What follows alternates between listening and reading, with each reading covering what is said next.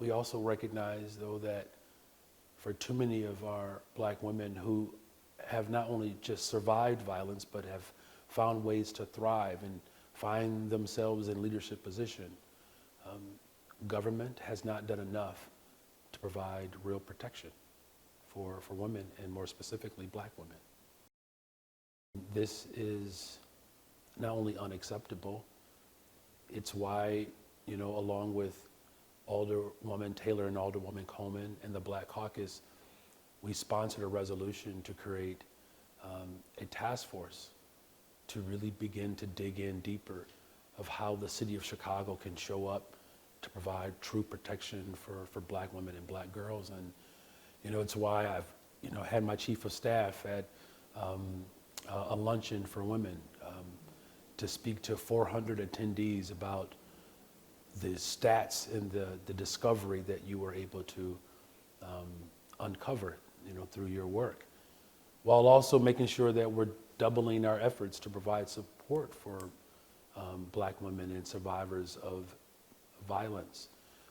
We've added $10 million to support the survivors of violence in Chicago,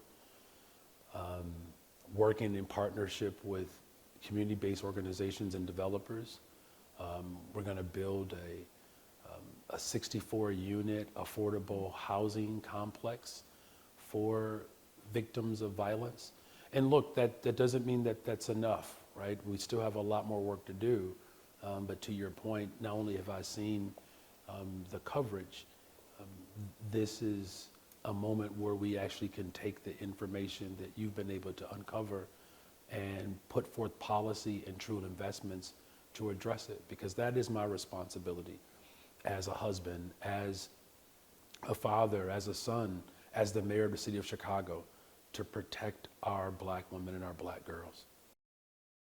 The overwhelming proclivity for a perpetrator, the overwhelming tendency is to target a black woman.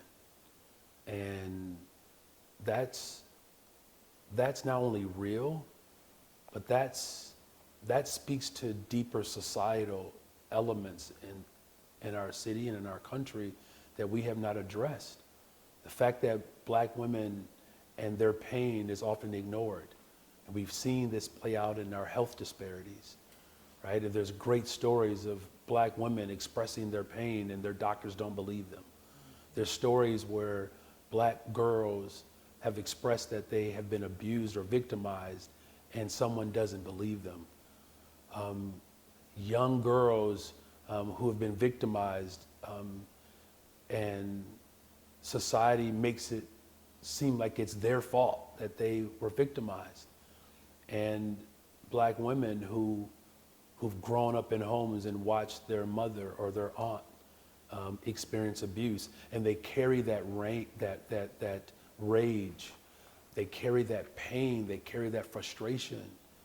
And that's why I've worked hard to expand mental and behavioral health care services, because, women, as described in the coverage that you've put forward, that black women can't fall asleep simply because they're consumed by the rage and the anger and the pain and the trauma.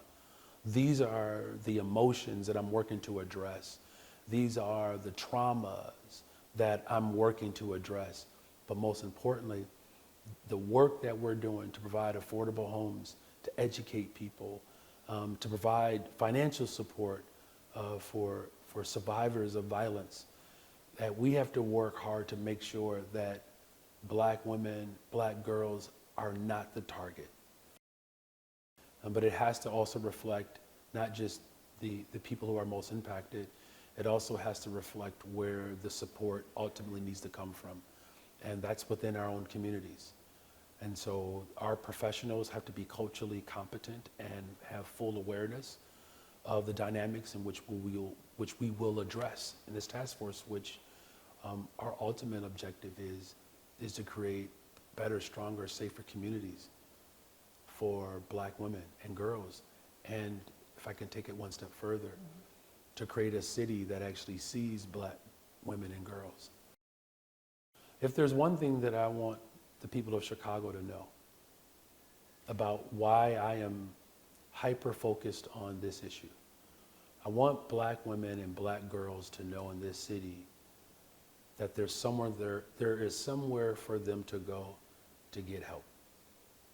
And there are organizations, the philanthropic community, our faith community, and their mayor is here to support, to help, and to make sure that they're seen. But it's not a policing issue alone, right? Having a police officer on every single corner, that's not what black women and girls want either. I don't know if there's any community that wants that, right? And so that's why this full force holistic approach that we're taking, behavioral health, education, financial support, housing, and that's the full throttle of support that I promised that I would make. Investing in people, and particularly black women and girls, that is not just a duty, that's a privilege and honor that I have. And so yes, of course, there will be members of law enforcement a part of this task force, but what's really required here is that we actually empower the people that have been invisibilized for too long, and that's our black women and our black girls.